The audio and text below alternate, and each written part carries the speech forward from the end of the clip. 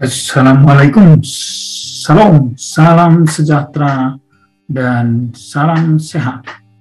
Berjumpa kembali dalam sejuta fakta lebih tim yang akan mengungkap fakta-fakta kebenaran. Salam sejahtera untuk kita semua. Kenalkan, nama saya Saifuddin Ibrahim. Saya orang Bima, lahir di Bima, besar di sana. Ibu saya adalah guru agama dalam keluarga itu. Saya belajar mengaji dari kecil. Sampai suatu saat saya kelas 6 SD baca sebuah kitab suci, Injil Perjanjian Baru. Waktu itu kitab suci dalam keyakinan saya belum ada terjemahan yang saya mengerti. Hanya Perjanjian Baru itu yang saya baca. Kalau ada ayat-ayat yang menyenangkan hati saya baca dengan keras. Lalu mama saya tahu, mama saya bertanya, itu baca apa? Saya tunjukkan Injil. Ini kitab sucinya orang Kristen, nak. Ya, kemudian mama saya mengambil kitab suci itu. Saya akan simpan sampai kamu dewasa nanti. Saya takut kamu masuk Kristen. Saya bilang sama mama saya, nggak mungkin, Mak. Saya akan menjadi pembela Islam paling berani. Tamat SMA penasaran di mana sekolah yang mengajarkan Injil. Lalu saya disarankan oleh kakak-kakak saya yang sudah kuliah di Malang dan di Makassar, masuk Usuluddin. Alhamdulillah, saya dipilih oleh pimpinan pusat Muhammadiyah, dapat beasiswa dari pimpinan pusat untuk kuliah di Solo. Saya ambil jurusan perbandingan agama. Semua agama saya pelajari, Yahudi, Kristen, Islam, Hindu, Buddha saya pelajari. Hingga suatu saat saya mengerti dan saya lulus terbaik, kemudian menjadi pakar perbandingan agama. Lalu saya mengajar di Jepara. Saya dapat istri orang Jepara namanya Nur Hayati. Dari istri ini lahirlah 3 anak laki-laki semua. Yang pertama saya kasih nama Fikri Khomeini, yang kedua Saddam Hussein, yang ketiga Muammar Gaddafi.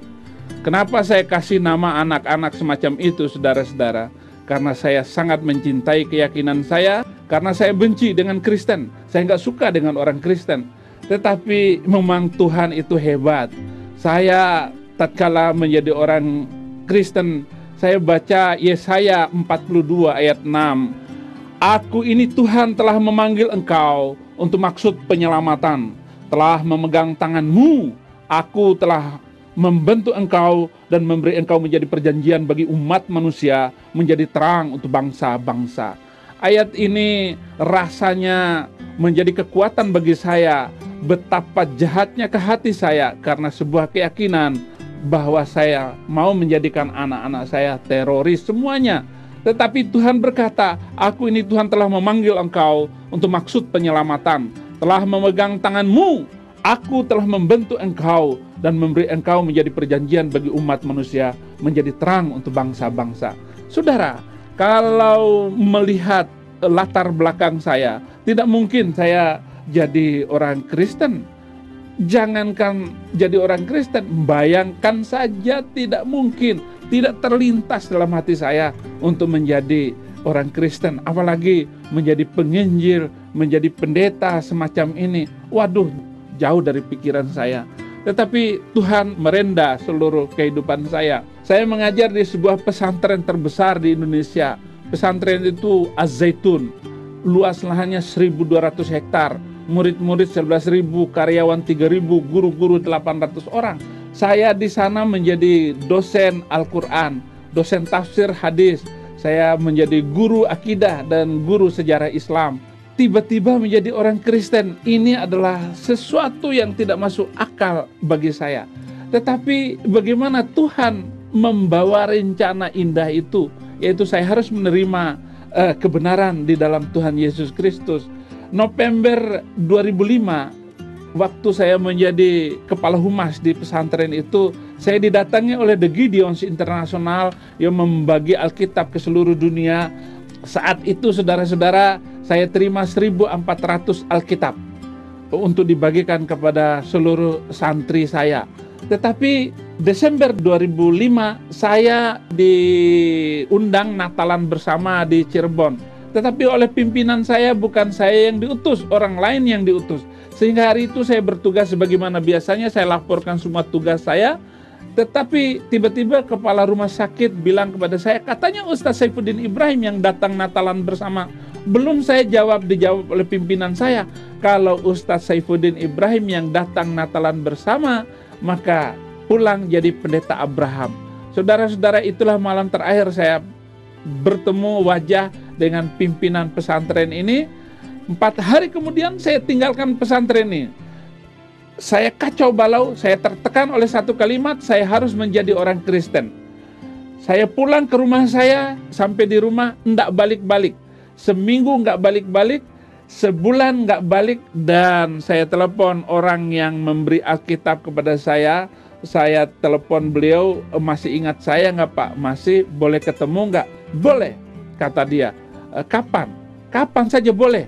Dan saya jawab kepada beliau, besok. Akhirnya saya datang ke Cirebon, saya ingin menyampaikan kepada beliau, saya ingin masuk Kristen.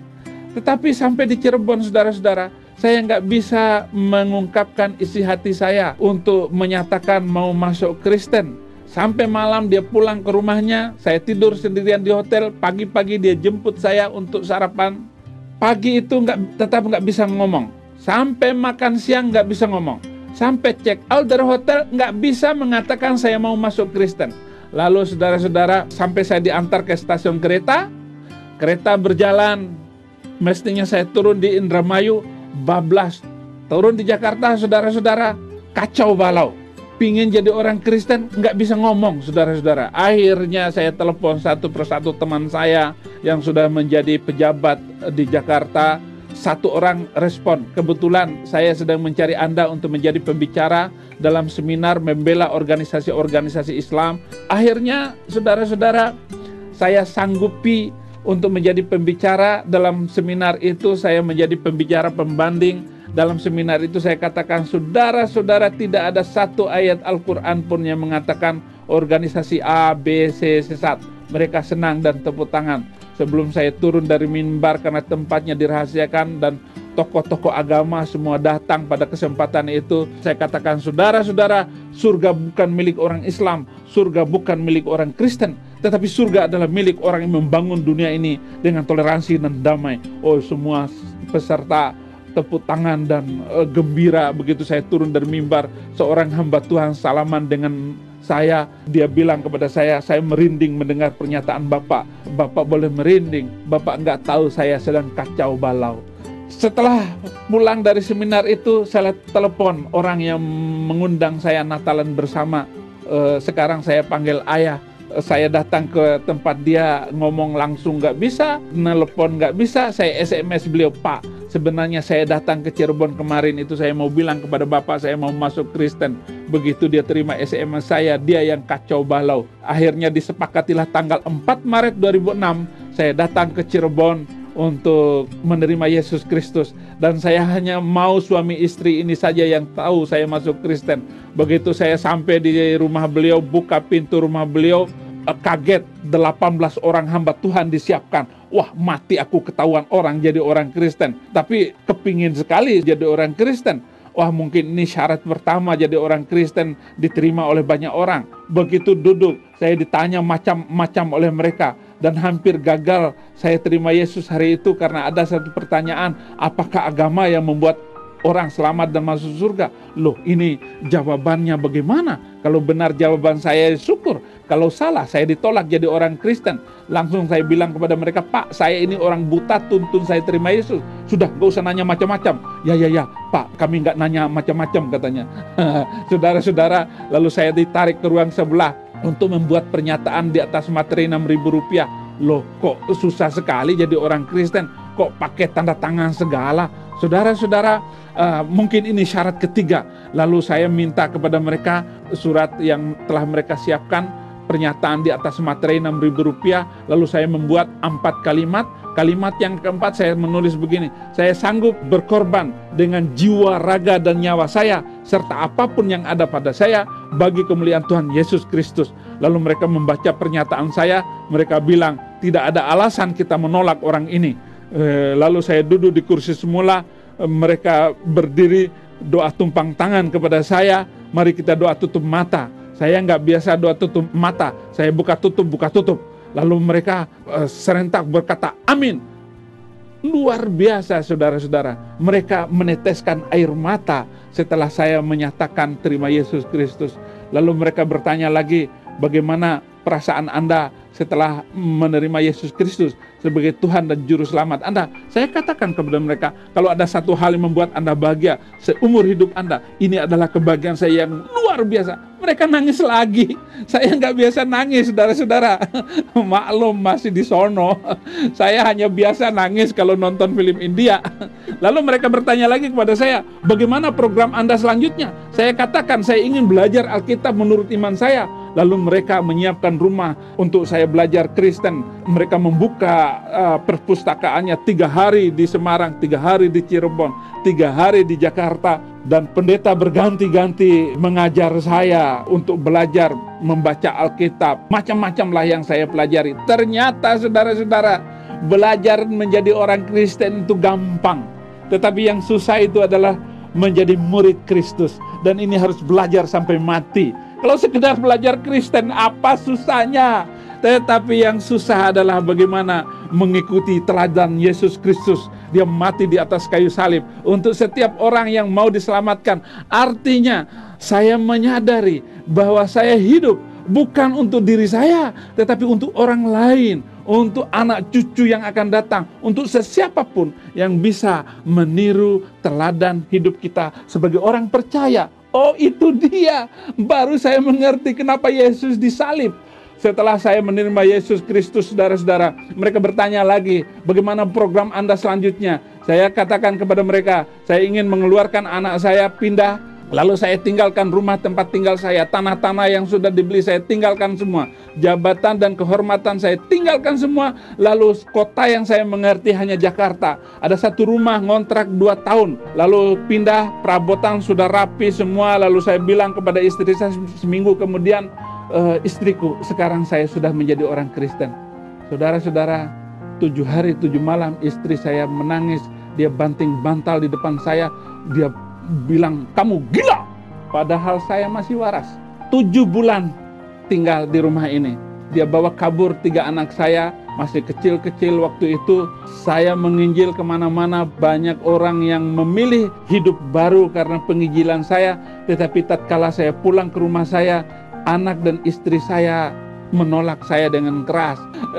Ditinggalkan oleh anak istri ini adalah pergumulan yang menyusahkan hidup saya. Saya waktu itu baru pulang dari Surabaya. Saya buka pintu rumah, hanya satu lampu yang menyala, tidak ada yang menyambut. Anak istri saya nggak ada. Buka pintu kamar, istri saya nggak ada. Barulah saya sadar bahwa istri saya sudah kabur. Saya lempar oleh-oleh yang saya bawa dari Surabaya. Saya menangis, Tuhan Yesus, istri saya sudah kabur. Setelah puas menangis, saya telepon istri saya, istriku, kamu adalah hadiah terindah yang pernah dikasih Tuhan di dalam kehidupan saya. Tidak ada wanita yang bisa mengisi rongga cinta di hati saya, hanya engkau. Hadiah terindah telah engkau berikan, 3 anak laki-laki semua. Istri saya menangis, saya pun menangis. Setahun, saudara-saudara, istri saya tidak mau. Bahkan saya tanya kenapa dia nggak mau kembali lagi. Dia bilang kepada saya, kamu najis. Najis kenapa sayang? Kamu makan babi. Istriku, nggak mungkin saya makan babi. Kalau saya makan babi, babi yang makan saya. Tetapi satenya enak, kata orang-orang sih. Saudara-saudara, setahun lewat, istri saya tetap tidak mau kembali. Anak-anak sudah pindah sekolah semua. Dan ini adalah suasana yang menyedihkan sekali. Saya mau telepon, HP-nya dimatikan. Saya ganggu telepon rumahnya, lobe cas telepon. Dan akhirnya istri saya juga menyerah. Oke, kita ketemu. Tetapi syaratnya nggak boleh pegang, nggak boleh sentuh tangan. Oke, nggak apa-apa. Yang penting melihat. Saudara-saudara, saya beli tiket bis malam. Di bis nggak bisa tidur. Saya membayangkan besok pagi saya akan ketemu dengan 3 anak saya. Oh, Puji Tuhan, alhamdulillah pagi-pagi saya melihat 3 anak saya berdiri di halaman. Saya peluk satu-satu, hanya air mata keluar. Mau ngomong berhenti di kerongkongan. Lalu koper dibawa oleh anak saya yang pertama, buka pintu. Istri saya sedang duduk di kursi. Oh, kulihat di matanya masih ada cinta. Oh, ternyata saudara-saudara, dalam Yesus ada pengharapan. Oh, rame rumah itu. Mereka semua, saudara-saudaranya berantem dengan saya. Harus cerai. Saya katakan, saya tidak punya istri untuk saya ceraikan. Dia adalah satu-satunya kehidupan saya. Cinta saya yang tidak akan berubah dengan istri saya. Saya katakan begitu kepada mereka. Dulu kamu Islam, sekarang Kristen. Itu sebabnya harus cerai. Saya katakan, apa hukum yang boleh memisahkan orang yang dalam keadaan cinta? Saya tetap mencintai istri saya, walaupun istri saya tidak mencintai saya. Mereka semua ingin memisahkan saya dari cinta saya dengan istri saya. Lalu setelah matahari mulai meninggi, keluarga-keluarga sudah pulang, dan saya tinggal dengan istri. Lalu saya ngobrol dengan istriku, kita harus hidup serumah. Kalau kita cerai, anak kita yang rugi. Yang penting kita hidup serumah. Silakan kamu tetap Islam, saya Kristen. Anak-anak terserah anak. Istri saya bilang, tidak ada satu alasan pun yang membuat kita harus hidup serumah. Dan satu-satunya alasan, kamu harus masuk Islam lagi. Istriku, saya nggak bisa jadi orang Islam. Saya hanya bisa jadi orang Kristen. Yesus hidup di dalam saya hidup dalam Yesus Kristus.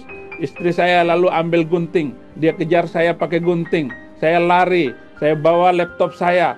Di pintu ada sepatu saya. Waktu saya mau ambil sepatu, saya tengok ke belakang, gunting sudah mau nancap di punggung saya. Saya tinggalkan itu sepatu, saya tabrak pintu, saya lari pakai sandal jepit. Istri saya ambil itu sepatu, kemudian diguntingnya sepatu saya. Dia lemparkan ke saya. Tiung, enggak kena. Tuhan Yesus meluputkan saya. Siapa saja yang menerima Yesus Kristus dengan tulus dan murni hati akan diluputkan. Dan siapapun yang menerima Yesus Kristus dengan tulus dan setia hati tidak akan pernah dipermalukan. Dan itulah yang saya rasakan sampai hari ini. Tidak pernah Tuhan Yesus mempermalukan saya setelah saya terima Yesus Kristus. Saya lari saudara-saudara, naik bis dari Jepara ke Surabaya pakai sandal jepit. Di bis saya menangis dan meneteskan air mata. Ada surat-surat, saya baca surat-surat Paulus. Itu adalah ayat-ayat yang mengobarkan semangat saya, kerinduan saya kepada Tuhan yang luar biasa. Baru-barunya saya terima Yesus Kristus. Itu adalah kehidupan indahnya cinta pertama, cinta mula-mula saudara-saudara. Tetapi tidak akan berhenti lagi. Saya membaca surat-surat Paulus. Roma 8 ayat 35, siapakah yang bisa memisahkan kita dengan kasih Kristus? Dengan penindasan, dengan kesesakan, dengan ketelanjangan, dengan kelaparan, dengan apapun, bahkan pedang sekalipun, saya tidak akan berpisah dengan kasih Kristus. Baca ayat ini, bukannya berhenti air mata, malah tambah menangis saudara-saudara. Waduh, di bis terus saya menangis. Sampai di Surabaya sore, saya mandi, atas rapi, bawah rapi, sandal jepit. Nanti ada pelayanan di sebuah gereja, saya harus melayani. Uang tinggal 200.000 rupiah saudara-saudara. Saya jalan di mall. Ternyata Tuhan Maha melihat. Dia hidup. Pagi tadi sepatu robek. Sore ada ibu-ibu bertanya kepada saya, Pak Pendeta, kenapa pakai sandal jepit? Kesempatan saya bersaksi. Dia yang menangis. Dia bawa tangan saya ke toko sepatu. Sampai di toko sepatu saya terkejut. Karena harga sepatu jut-jut. Bagaimana dengan uang 200.000 untuk membayar sepatu yang harganya jut-jut? Ada sepatu 2 juta lebih saudara-saudara. Dalam hati saya mau sepatu yang mahal itu. Tetapi saya malu dengan Tuhan Yesus. Dia nggak pernah pakai sepatu yang bagus. Saya pilih sepatu yang setengah harga. Ibu itu, Pak sudah cukup. Saya bilang, iya Bu, yang ini saja. Pilih yang bagus. Tetapi hati saya tidak mampu untuk memilih yang bagus. Cukup ini saja Bu. Saudara-saudara, sandal jepit saya taruh di kolong. Saya pakai sepatu baru. Langsung pakai ya Pak? Iya. Saya jalan dengan air mata. Di mall itu air mata saya menetes. Kemudian penjaga toko sepatu teriak, "Pak, sandalnya, sandalnya," katanya. Saya pura-pura tuli. Orang sudah pakai sepatu kok pakai sandal jepit. Tidak. Saya tidak akan kembali ke sandal jepit. Saya tidak akan kembali ke ajaran yang telah menghina martabat dan kehidupan saya. Saya tidak akan kembali kepada ajaran yang membolehkan manusia membunuh manusia lain karena perbedaan keyakinan. Tetapi Yesus mengajarkan, Matius 5 ayat 44, "Kasihilah musuhmu dan berdoalah untuk orang yang menganiaya kamu." Tidak ada alasan bagi saya kecuali saya duduk dan bersimpuh di bawah kaki Kristus. Waktu awal-awal saya nggak tahu Yesus itu Tuhan atau Nabi atau siapa, masa bodoh. Tetapi ajarannya ini telah mengubah seluruh mental saya dan keyakinan saya, paradigma dan bangunan iman saya berubah total. Karena begitu ajaibnya pengajaran perjanjian baru. Sejak kerusuhan yang melanda Indonesia, banyak gereja yang dihancurkan. Kemana-mana saya pergi ke Poso, saya pergi ke Ambon, saya melihat bagaimana sisa-sisa kerusakan. Saya datang ke Bekasi, ada satu gereja yang sudah 3 kali dirobohkan, diratakan dengan tanah oleh orang-orang yang berjubah. Jemaatnya kocar-kacir, bahkan ada perempuan yang lompat pagar, ditusuk kemaluannya. Setelah orang-orang yang berjubah itu meninggalkan gereja yang sudah dirobohkan itu, gembala gereja itu datang ke tengah-tengah gereja, lalu menangis. Dia menenteng anak perempuannya. "Tuhan, sudah habis pelayanan saya." Anaknya yang masih gadis besok pagi akan sekolah. "Bapak, saya sudah habis buku saya, pakaian saya. Besok saya pakai apa ke sekolah, Pak?" Dengan mata kepala saya melihat itu. Saya berdoa kepada Tuhan, "Tuhan Yesus, berikan saya waktu untuk berbicara betapa jahatnya manusia-manusia yang tidak mengenal Tuhan. Biarlah saya membela mereka, Tuhan. Berikan waktu itu kepada saya, Tuhan." Itulah suasana yang luar biasa. Saya tidak akan kembali ke sandal jepit. Saya sudah pakai sepatu baru. Air mata menetes. Ada lagu waktu itu yang baru saya dengar. Saya nggak tahu siapa pencipta lagu itu. "Bapa, sentuh hatiku, ubah hidupku menjadi yang baru." Waduh, saudara-saudara, betapa indahnya pakai sepatu baru. Sepatu baru adalah lambang pertobatan. Orang yang pakai sepatu baru hanya boleh jalan di jalan yang baik. Dia tidak memikirkan lagi masa lalunya. Dia tidak memikirkan lagi apapun yang ada di belakang. Yang di depannya adalah Yesus Kristus. Itulah orang yang pakai sepatu baru. Orang yang pakai sepatu baru tidak boleh berjalan di tempat becek. Kalau perlu, copot itu sepatu. Dan itulah yang kita mengerti tentang pertobatan itu. Malam hari itu saya khutbah sore. Wah, luar biasa. Urapan Roh Kudus itu. Semua jemaat meneteskan air mata dan terharu. Pulang. Kemudian saya telepon istri saya. "Istriku, saya tidak pernah lupa berdoa untuk kamu. 5 kali sehari saya berdoa untuk kamu. Mau tidur ingat kamu, bangun tidur ingat kamu. Mau makan ingat kamu, di gelas ada wajah kamu, di piring ada wajah kamu. Saya selalu menyebut nama kamu. Saya mencintai kamu, istriku." Istri saya bilang begini, "Saya juga tidak pernah lupa berdoa untuk kamu, suamiku." Apa doa kamu? "Tiap selesai sholat saya berdoa supaya kamu masuk Islam lagi." Istriku, kamu salah berdoa. Nggak mungkin Tuhan Yesus mengabulkan doa kamu. Tetapi doa saya lah yang dikabulkan oleh Tuhan. 1 orang bertobat, seisi rumah diselamatkan. Istri saya menangis, saya pun menangis. Halo, telepon putus. Tapi saya percaya doa saya lah yang dikabulkan oleh Tuhan. Namun saudara-saudara, menanti-nanti waktu di mana Tuhan mengubah istri saya. Ini adalah masa-masa penantian bagi saya. Kapan Tuhan doa saya? Walaupun saya percaya dengan firman Tuhan, demikianlah firman yang keluar dari mulutku tidak akan kembali sia-sia. Begitupun doa saya tidak akan dilupakan oleh Tuhan. Bahwa setiap doa saya pasti dikabulkan oleh Tuhan. Apalagi saya berdoa berkali-kali dengan air mata dan kesedihan. Desember 2008, 2 tahun setelah saya terima Yesus Kristus, istri saya keluar dari kolam baptisan. Itulah air mata kasih yang luar biasa. Saya taruh kepala saya di tanah karena saya bersyukur betapa ajaibnya Tuhan Yesus Kristus. Istri saya bergereja dan saya suruh anak-anak saya mendampingi mamanya. Semua anak saya harus mendampingi mamanya ke gereja. Kalau saya pelayanan di Jawa Tengah, di Semarang, anak istri saya bawa semuanya. Dan ajaib Tuhan itu, betapa hebatnya Yesus itu telah mengubah hidup saya. Dan yang lebih daripada itu, kami hidup rumah tangga dengan bahagia dan senang sekali. Tanggal 20 Januari kemarin, 2013, waktu saya khutbah di Bangka, saya rindu untuk menelpon istri saya. Tetapi nggak ada kesempatan, kecapean. Siang saya khutbah seminar, malam KKR. Senin, Selasa, Rabu baru saya bisa menelpon istri saya. 3 kali saya miss call, tidak ada jawaban. Saya telepon anak-anak saya, "Mama bagaimana?" "Mama baik," katanya. Saya tanya lagi yang satu, "Mama baik." Jumat saya kembali ke Jakarta, saya tetap pelayanan. Hari Minggu tanggal 27 Januari saya khutbah di gereja. Selesai khutbah, saya ditelepon oleh saudara dari istri saya.